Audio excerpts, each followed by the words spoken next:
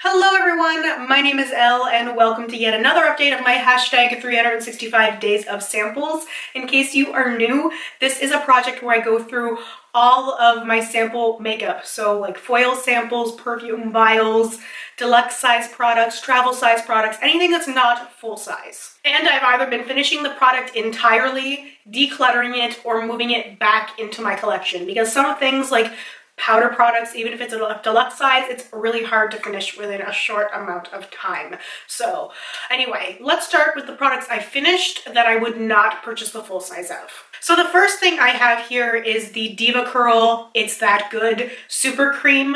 This is the Coconut Curl Styler. This is a really thick product and there was a lot of stuff in this sample, like a lot of product. I guess if you had really thick hair, you would go through this really quickly. Because I have very thin, fine hair, I only used a little bit at a time. And I like products meant for curly hair, as I've talked about previously, because my hair is so frizzy and damaged. I find products for curly hair can sometimes give me the right control. This, however, just did not. I can see how it would be terrific for people with curly hair. I did use it a little bit when my hair would be a little bit more wavy, like when I would have slept in a braid, and I would use a little tiny bit to sort of emphasize those waves, and it looked nice, but just nothing spectacular. I actually have a couple of hair products that are somewhat similar. One that comes to mind is one from Not Your Mother's. It's not a brand available in Canada. I got some when I was in the States, and it even smells like coconut. It's like a texture kind of cream, and it works sort of in the same fashion for me. So that's good enough for me for what I have left of that, so I don't need to use this one. It just wasn't spectacular. I didn't feel like it made my hair look shiny. The thing I really look for with hair products is it going to make my hair look less frizzy? Is it going to make my hair easier to style and control? And if it is, then it's a great product, and I have not found many of those. If it isn't, then I just need to keep experimenting. So I'm glad I have a sample to play around and try this, because that's always fun. It just didn't work for me. I also added in a sample. I do that every now and then, and I've mentioned that I'm going to be doing that. Just if something comes up that I need, I will check my sample box first. So I ended up needing a face cleanser because I had none in my downstairs area. This is my beauty filming room, but I also have a shower that I use that's off of this room, and I had no face cleanser left in my shower anymore, so I reached for one that was in my sample box. This is a foil sample of the First Aid Beauty face cleanser. So it's a very generic, safe face cleanser. It did the job. It really did cleanse my skin and made it feel cleaner and got rid of all the makeup residue and stuff. It just wasn't the best cleanser I've ever used. The one that I really love that I've used because of this challenge is the Fresh Soy face cleanser. I really love that one, and when I really do get down to the end of my cleansers, I will be purchasing that one. I have a couple of other cleansers in like my upstairs bathroom, like an oil cleanser and one from Boscia that's like a black cleanser, one that warms your skin. I can't remember the exact name of it right now, but once I get through more of those and some more of my samples, I am planning on purchasing the Fresh one because that one worked better for me. So that's kind of the thing I was comparing this to. So I'm glad I had this as a sample because it meant that I had something to use when I needed it. It just wasn't a spectacular cleanser. You know, very generic, did the job, but nothing special. And the last product that I would not purchase the full size of is from Elizabeth and James. This is the Nirvana Bourbon perfume. So I finished up this little guy. I liked it, just not as much as the Nirvana Black. It's a very warm vanilla bourbon fragrance. There's no way to describe bourbon besides bourbon. It's such a unique scent. It's very pleasant, and it's a warm, dark scent as opposed to like a dark, sultry, mysterious scent, which is what Nirvana Black is to me. So I liked it. It just wasn't as good as that one. I also felt like it didn't last that long on me. Like I'd spray it and it would smell nice for like an hour and then it would just completely disappear. Whereas Nirvana Black, I felt like it really lingered on me and it would smell like my perfume for a long time. Even like the day after, if it was on my shirt or something, you would still be able to smell that fragrance. So I like trying it because when it first came out, I really wanted to try the bourbon fragrance because I thought I would like it, and I did like it, just not as much as the Nirvana Black. So there there we go. Samples are a good thing. And speaking of Nirvana Black, for products that I would purchase the full size of, I finally finished the Nirvana Black Rollerball from Elizabeth & James. I really love this fragrance. It is such the perfect fall winter scent for me. Every time I wear it, I get compliments. Everybody just says I smell nice. Doesn't matter who it is. It's something that just complements my body chemistry so well, and it's just such a flattering, warm scent to me. The other thing I really like is one I'm still working on. I actually haven't cracked it open yet.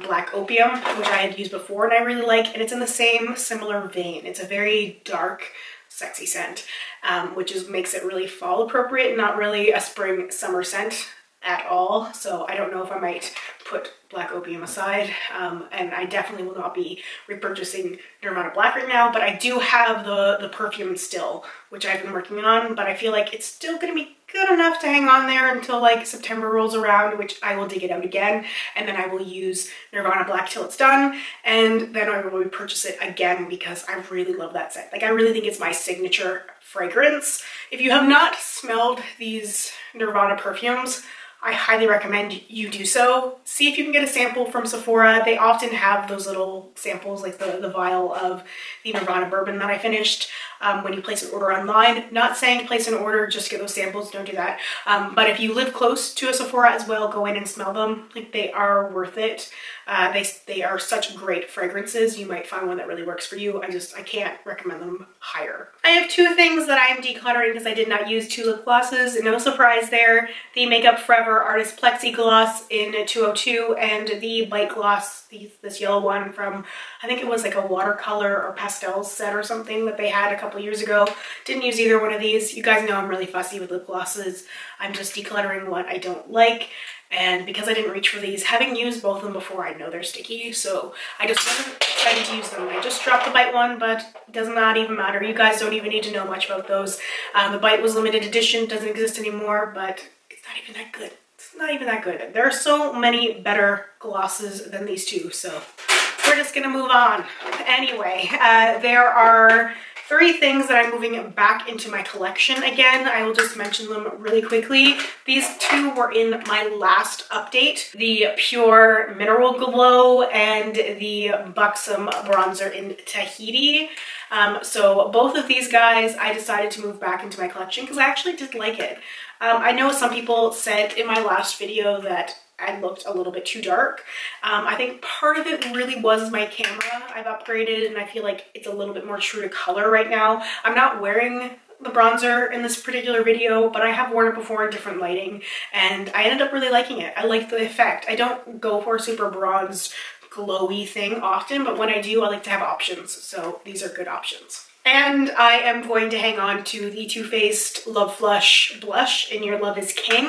I really don't like the packaging. It's really small. Because this is heart-shaped, it makes it hard to get an even coverage on the brush. So you end up getting a weird sort of amount on the brush, which can make it a little bit weird and awkward to blend, but it does blend pretty easily. I really like dark dramatic colors like this. However, this is more of a fall shade for me and not a spring summer shade. I generally like lighter blushes in the spring summer. I know it's very typical and you don't have to follow any sort of rules, but I do generally favor lighter makeup in the spring and summer than I do every other time of the year in like my day-to-day functions. It just feels better to have lighter things than it does to have really dark things, especially where this is a matte. If this was more of a shimmer, I might wear it. I have been drawn to more shimmer blushes recently. I know it's crazy, but things change. So if this was more of a shimmer, I may wear it more at this time of the year, but because it's a matte, I think I will get more use out of this in the fall and winter. So that's what I'm going to do. Okay, so I have 4 products that are still remaining, although I think I am going to put Black Opium back in my sample box for now because it's such a fall scent. I don't really want to use it. I really want to use Beach Walk, and I have a bunch of Beach Walk samples, so I think I'm going to take a Beach Walk sample out before I draw things once I pick up my sample box. Anyway, the things I have remaining, the 3 things. The Clinique Dramatically Different Moisturizing Lotion. There's not a whole lot left in here. I'm trying to use this as much as possible. I don't really like it that much. I don't feel like it's very hydrating. I will use it on my face, but it's just sort of lackluster. But I will use it to hydrate like my neck especially try to keep that area hydrated. The Laneige Balancing Emulsion is another sort of moisturizing product. I hate the packaging. It doesn't have a pump. It's just an open bottle, so you have to like pour the stuff out, and it's somewhat thick, so it doesn't pour easily. You kind of have to like shake it, and then you get too much product that comes out. Now, when you do get the product to come out, it sinks into your skin and feels like water, and it's appropriate because it's a purifying and hydro balancing lotion infused with skin perfecting optimal mineral water. All the Laneige water-based products are fantastic. I love them so much. Like, they really just make my skin feel so hydrated and just youthful, and it's so good. It's so good. I want more of them. I have the sleeping mask, which I really like, and I have a few other products that I think are in my sample box and might be floating around elsewhere. But anyway, it really just seems to be reacting well with my skin right now, because my skin has been going back and forth between the dry and like normal and oily, and it just doesn't know what to do. Right now, my T-zone has been more dry than oily, which is weird, but I still have more combo skin because the rest of my face has been kind of more normal than it ever has been. I don't know. My skin has been really weird. And the last thing I have is from Cover FX, and this is a little mattifying primer. And I was kind of scared of this because I have not been into matte skin recently at all. I load up highlighter all the time. I've been doing glowy luminous foundations. Like I said, part of my skin has been really dry, and I just wanted things more hydrating. So I was really reluctant to use this, and then I put it on my face and it felt so good, and it did not feel like a drying matte. It just made my skin a little bit more even, which is what I really like in a mattifying primer. It's why I really like the Korres pomegranate mattifying one, because it just would even out my combo skin so that my skin was all like one type instead of just being different things. I didn't have to go in with different primers. This is such a smooth primer. It's not thick. This is not a white primer. It's not tinted. It's actually very clear, and it just feels like nothing on your skin. It just feels like a really thin, watery gel, and it just makes my skin feel really good. And when I put foundation on top of it, whether it's a regular foundation, something like with a natural finish, or something with a more dewy, luminous finish, it still looks good. So I've been very happy with this guy so far. I have a little bit left. I will report back final results once I have finished it. Okay, so here is my sample box. It's topped up with a few more of the deluxe size products I had hanging around, and I'm really excited to see what I'm gonna play with. So I am gonna draw out, like I said, one of these guys first. This is the Replica Beach Walk fragrance. I used this last year and fell in love with it, and I have a few more samples, and I want to try using them, and if I do like it, I think I might purchase it because it would be a great spring summer scent for me. Sorry, I still have a really bad cough that I can't get rid of, and if things are weird in some of my recent videos, it's because I have to edit out all the extreme coughing. It hurts so bad. Oh god, they can't figure out what's wrong. They just think it's something viral. It sucks. Anyway, I'm gonna pick 6 products here. So the first product I have is from Tarte, and this is the Drink of H2O Hydrating Boost. So I guess it's something like a moisturizer. I think I've used this a couple times, but not for a while. The next product is from Hourglass, and this is the Ambient Light Powder. Create your perfect light. So it's a sample of diffused light and mood light. I have used the ambient powders before and they made me break out, so we'll see what happens with this. Okay, next I have from Algenist. This is the Algenist Genius Ultimate Anti-Aging Cream. So it's a little foil. We'll see how this works.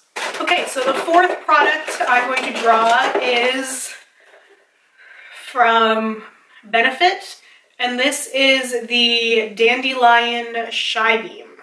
The fifth product I'm drawing is, this is from Makeup Forever. This is the Redness Correcting Primer.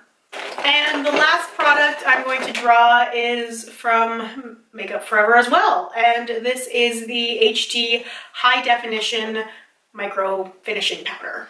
Okay, so that is everything for this update. Make sure to let me know if you've used any of these products, if you have any helpful tips or tricks. I would really appreciate hearing from you guys. Thank you so much for spending your Sunday with me. As always, I really, really appreciate it. I love having my Sunday videos and my Sunday video fam. You guys mean the world to me. Thank you, thank you, thank you for all of your support. It means so much. I hope you guys are enjoying the new camera. I've been having a lot of fun and I've been playing around with some settings, so make sure to let me know as well if it's better, if there's things I could maybe tweak a little bit, color balance or brightness or anything like that. Let me know what I can fix. I will try and do it. Anyway, I hope you guys have a wonderful week ahead of you. I will see you next Sunday for lipstick roulette, but hopefully before then as well. And until then, this is bye for now.